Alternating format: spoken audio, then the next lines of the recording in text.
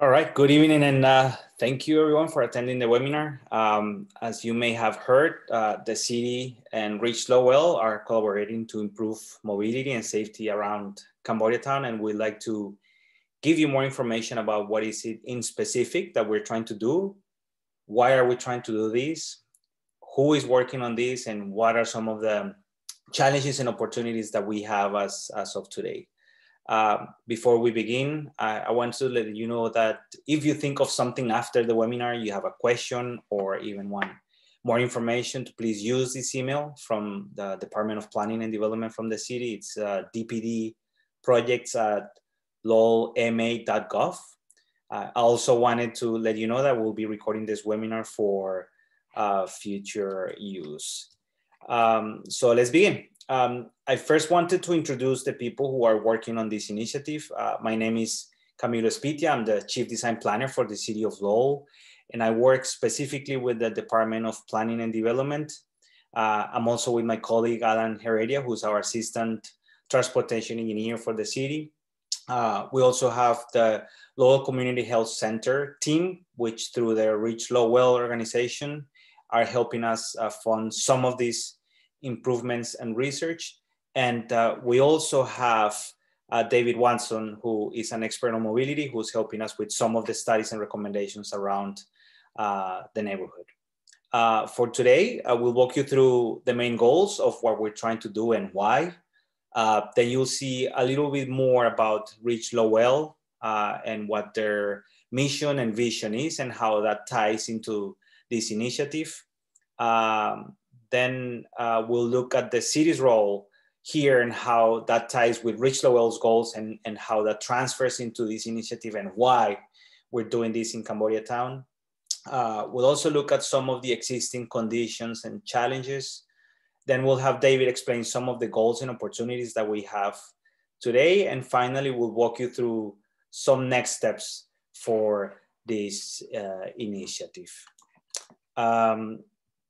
So what is it that we're trying to do? What we're trying to do is enhance the physical environment. And by that, we mean fixing sidewalks, streetscape, landscape, lighting, signage, and also the roadways to make sure it is safer and more convenient for the community to access the park, the services and amenities that are around the neighborhood. And we're doing this so that we can encourage walkability around the neighborhood to promote physical activity. And we want to promote physical activity in the way that people have access to their services, to give them the opportunity to have the choice to live a healthier life and increase the quality of life that they have in the community. And then who is working towards this initiative? Of course, we have the city working towards improving these issues for the community in general.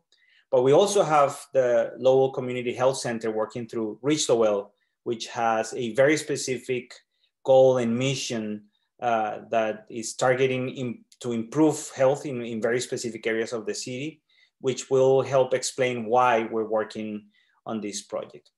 And so to elaborate a little bit more on who they are, I'll let the Reach Lowell team introduce themselves and walk us through how they work and how do they do the work and why are they doing it in the area. Jan Merli. Hi everyone, so my name is Jean Marley Gonzalez and I'm working closely with the Reach Lowell team at Lowell Community Health Center. So basically Reach Lowell is a coalition that is led by Lowell Community Health Center. It's a coalition of different organizations. Next slide. So Reach Lowell basically seeks to eliminate disparities among the Southeast Asian community and the Hispanic Latinx communities as it relates to diabetes. This effort is made possible by the funding from the Centers for Disease Control and Prevention. Next slide. So we have 4 main Reach Lowell strategies. We have nutrition that basically focuses on food systems, healthy nutritious standards, and breastfeeding. We have community clinical linkages, which focuses on social needs referral systems, diabetes self-management, and exploring coverage options. And then we also have a strategy that focuses on COVID, flu education, promotion, and vaccination. And then today we'll be focusing on primarily physical activity. which focuses on community-built environment, community advisory boards, and their goals are to increase community engagement and making improvements to the physical environment around us, increase satisfaction and engagement among stakeholders and community members. And all of these strategy areas are culturally tailored with education and activities. Next slide. Like I said, Reach Lowell is a coalition of different organizations. As you can see on the slide, we have CMA, CBA, the City of Lowell, Greater Lowell Health Alliance, Merrimack Valley Food Bank, JSI, and Mill City Grows. Next slide. And our foundations are basically to build system level interventions, making sure that we have culturally tailored community-wide and individual education, and also culturally tailored and evidence-based health promotion activity. Next slide. And for more information, feel free to visit us at reachlowell.org, using our email reachlowell@lchealth.org, and using our various social media platforms like Instagram, Facebook, and Twitter and YouTube to hear some more information at Reach Lowell. Thank you. And I'm passing it off to Camilo. Thank you, Merly. So knowing what Reach Lowell is about, we wanted to show you how we, the city, fit into this mission. As I mentioned before, I work with the Department of Planning and Development, and we are, of course, in charge of planning how and where some of these things we build in the city get built. And we also coordinate with different departments in the city where to maintain, upgrade where needed, or simply reconfigure some of the things we planned if needed. And so we had been looking at this area for a while and thought this fit perfectly with Reach Lowell's mission, because we know that this is a very important area for the Cambodian community in Lowell because of the park, because of the market, and because of the different services and amenities that this area offers to the residents. And we wanted to make sure we connected the residential area with all these amenities, including obviously the park. And we know that this is a staple for the community, and it is a community connector. It is a rich space that we thought should become central to the way we think people access and move around the neighborhood. And also we do it to promote physical activity as a continuation or as an extension of the park. Unfortunately, some of the existing conditions need improvement, right? We know that sidewalks need to be repaired. Some of the crosswalks need upgrading. People park on the sidewalks, and many times there is no differentiation between road, sidewalk, and parking. So it becomes basically a visual highway for drivers. And we have done some research on accident rates in the neighborhood, and we have found that both the intersections of Branch Street and Middlesex and Branch Street and School Street have a higher rate of accidents. And so in general, we know that we have issues with pedestrian safety and accessibility for people with mobility challenges. We know we have crosswalks in poor shape, sidewalks in poor shape. We have signage that could be improved, especially at mid-block crossings. We have a challenging crash record in specific points of the Branch Street corridor. And overall, simply, this is just a very vehicular-oriented corridor, not really pedestrian-friendly. However, there are opportunities, there are things that we think we can do, and we have multiple choices to do some of these upgrades. And I will let David introduce himself and maybe help us understand some of these goals and opportunities that we have here for Cambodia Town. David? Thank you, Camilo. I'm David Watson from Watson Active. I am providing technical assistance on active transportation and mobility for Reach Lowell and the city on this project. And I'm going to talk a little bit about the challenges that we see and some potential solutions to some of those issues. Next slide. We can see just by looking around, as Camilo noted in some of his photos, that there are things that prevent people from easily and safely traveling around the neighborhood. That includes sidewalks that are completely missing or in poor repair, places where it's dangerous to cross the street, either because of missing crosswalks or high-speed traffic. It isn't safe for people to ride bikes around the area because there are no bike lanes. There's little or no bike parking, and there are no specific facilities for bicyclists. It's not great for bus riders without places to sit and wait or bus shelters. There are places where people with disabilities can't really get around because of missing curb cuts or poor pavement condition. And in general, there's not a lot of room for people to sit or gather or live their lives comfortably and safely in the neighborhood. Next slide.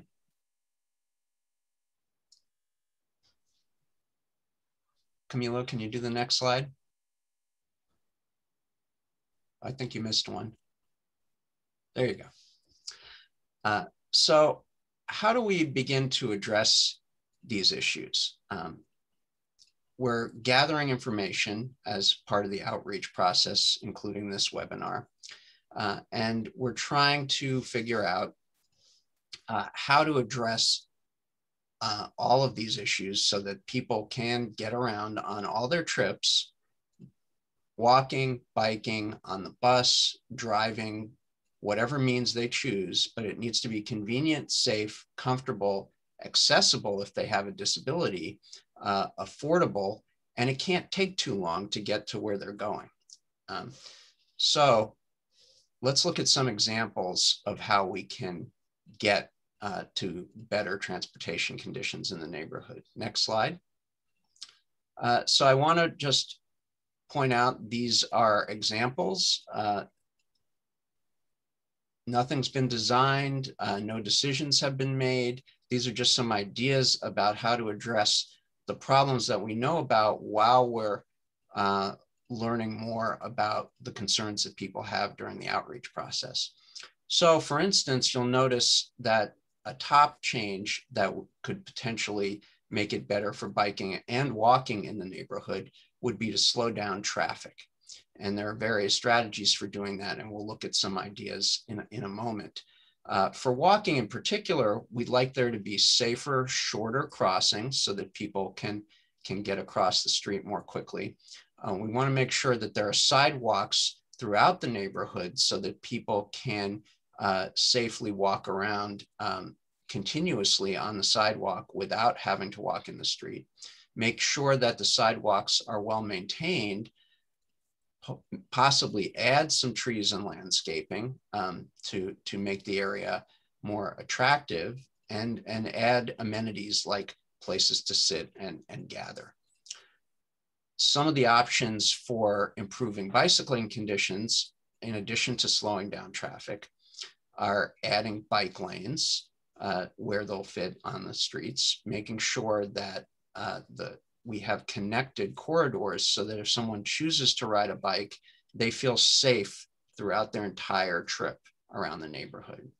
An important part of that is making the intersections safe for bicyclists as well as pedestrians and everyone else, because there are some very challenging intersections here. And then you also need bike parking at the destinations where people are going. And then finally, some potential improvements that could make things better for business in the neighborhood is making sure that the parking is better organized so it's more clear where people should park, and so that the parking that exists can be utilized more effectively.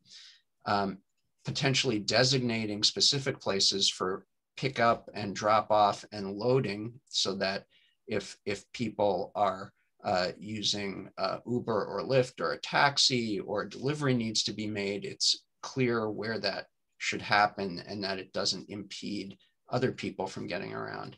And then finally, possibly looking at adding seating areas so that people, again, have places to gather or eat or play games or just talk to each other. Next slide. So some of the specific examples. So this is the intersection between the park and the shopping across the street at the corner of Branch and Middlesex.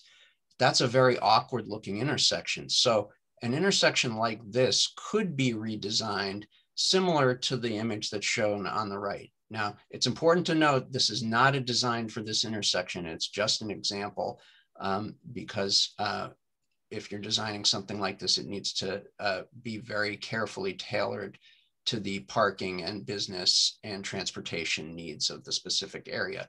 But you'll see you can configure a very awkward intersection to have more public space, to have seating, to have parking, bike lanes, better sidewalks. There are ways to be creative in better utilizing the space. Next slide. So here's another image where we see kind of disorderly parking where someone's parked partially on the sidewalk.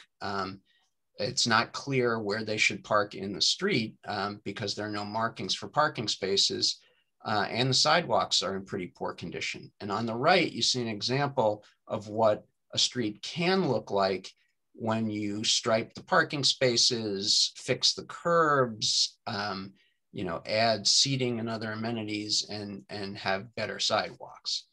And as well as potentially doing more enforcement of the parking rules so that people are parking where they're supposed to park. Next slide. So crosswalk improvements.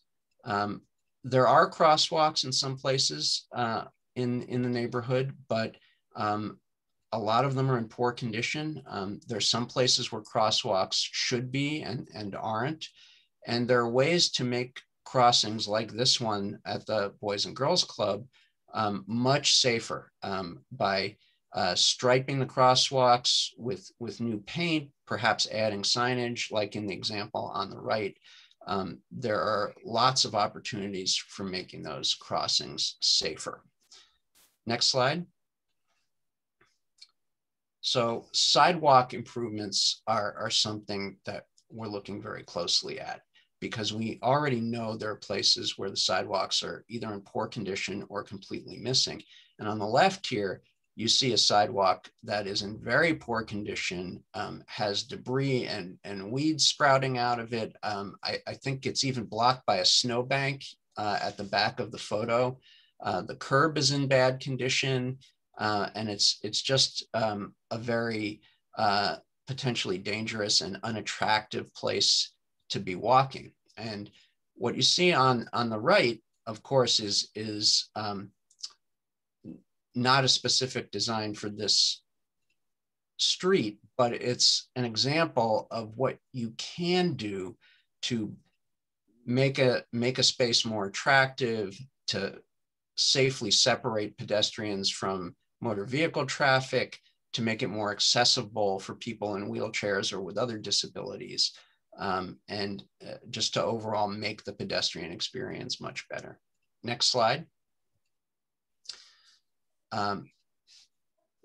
We can also see that many streets in the area have little or no pavement markings. So it's not even clear where people are supposed to be driving or parking. And wide streets have been shown to lead to increased speeds, and increased speeds are the leading cause of crashes in most places. So if we can think about possibly adding some additional striping to the roadways to narrow the lanes so that the cars will slow down a little bit, make it very clear where people are going to park, or even as you see on the right, you can add things like a rain garden or a bioswale, which is what you see there, which both helps, it helps beautify the neighborhood, it helps deal with rainwater and runoff, and it provides separation from traffic and gives some order to the parking. So that's one way of accomplishing multiple goals with one solution. Next slide. And then finally, if we wanted to think about biking in the neighborhood, there are a number of ways you can consider for improving it. And that includes bike lanes, which are on the right,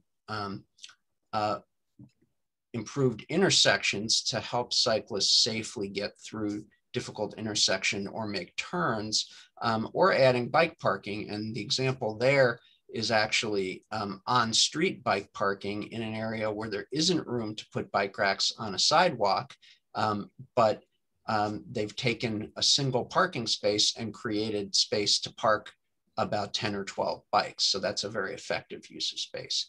So these were just some examples and ideas for what could potentially be done as part of this neighborhood travel project. And we're looking forward to hearing what the public's concerns and priorities are as we look to make some decisions about how to proceed. And that's all I have. Camilo? Thank you, David. Thank you so much. That was very, very graphic.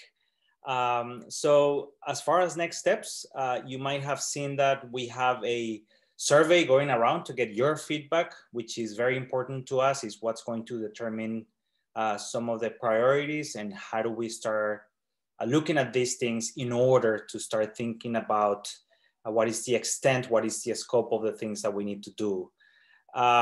We distributed last week some physical flyers around most of the businesses in the area for those who don't have access to technology to be able to respond in paper.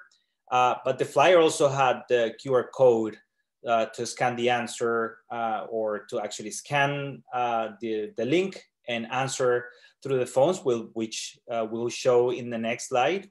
And we also have the links that I'm putting here on the chat. So please open up your chat and use the links.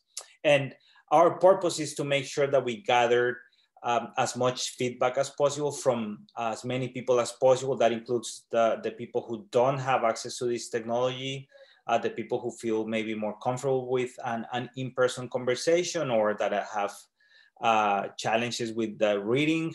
And so we will have a pop-up event on July 17 at 10 a.m. at the park. It's a pop-up because it's basically not an actual meeting at an auditorium or at an enclosed room. It's just we were going to show up where the community is already out there. We will have a tent, we'll have a table, we'll have maps, we'll have additional flyers to respond to the survey. And again, we're doing this to get feedback from those who didn't get a chance to look at the actual flyer or don't speak a certain language or have issues reading, or again, feel more comfortable with in-personal conversations so that we tackle as many people as possible. After that, we'll have a period of analyzing the feedback that we have received from the community to then start some of the short-term measures that we want to start before the end of the year. That might include a signage or additional ground markings or some temporary landscape features that help understand what the built environment is. And as David mentioned before, make sure that vehicles understand where to park, where they're driving, and hopefully visually, not necessarily reducing physically the widths of the lanes. Maybe that's a possibility, but just visually reducing the widths of the lanes will help drivers slow down, which obviously increases the ability of people or the perception of safety. And then we will have this long-term plan to assess the scope and extent of what we have to do to establish costs and additional funding and how to execute these projects. And that will start next year. Just to reiterate, the short-term measures, I don't know if you are familiar with what has been done right in front of the City Hall. That includes flex posts, additional markings, curb extensions through paint, additional signage. That's the type of thing that we're trying to test this year. But we need your feedback to make sure that we are tackling these priorities for the community. Again, I put the links for the surveys that are very important to us on the chat, but also here's the QR codes that are in the so-called flyers that we distributed around. So if you happen to be right now in a computer, you can scan this with your phone with your preferred language, and that will take you to the correct survey to answer these questions. So we would really appreciate your feedback and also letting your friends, your family, your neighbors know about Saturday, July 17th, the fact that we'll be at the park talking to more people with maps. And it's a very informal but very informative conversation. We see it as an opportunity to exchange very valuable information with the community. So we wanted to thank you for attending the webinar. We hope it was helpful to understand better what we're trying to do. We're obviously in the preliminary stages. It's just more of an informational webinar. We wanted to let you know that we are looking at the neighborhood. We are looking at this area. We're really interested in solving some of these issues. But again, we need your feedback first before we start tackling some of the things that we want to do. But we are looking into this. We are cognizant of the needs for the area to be repaired and improved and upgraded. And so we are very actually excited to start some of these improvements. Again, please use this email in case you have questions that you maybe didn't think about this right now during the webinar. This is from a specific address from the Department of Planning and Development. Is the TPD projects lowellma.gov for any additional questions or comments. And so that's it for today, because we have a couple of minutes. If you have any questions, please send them via chat and we'll do our best to answer them. So we'll give you, some breathing time to think about this. Kim is asking, can you post a link to the slides? I got home late. Yes, we will. We are recording this presentation. We will make the slides also a link for people to see them after the webinar. We'll post in the video.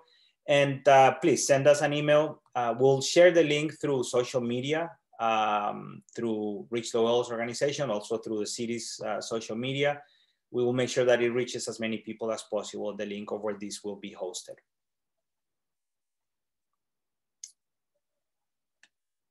Again, if you have any other questions, please make sure that you use the chat. We're happy to hear from you. And again, if not, the email, you can send it at any time, and also use the links to respond to a survey. And I'm gonna go back to this just in case people are using their phones and it might be easier to just scan the code.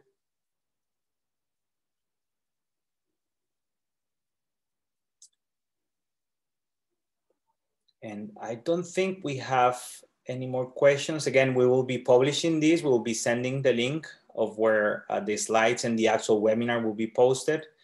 We really appreciate you coming. We're excited to touch base with you one more time on July 17th at 10 a.m. at the park.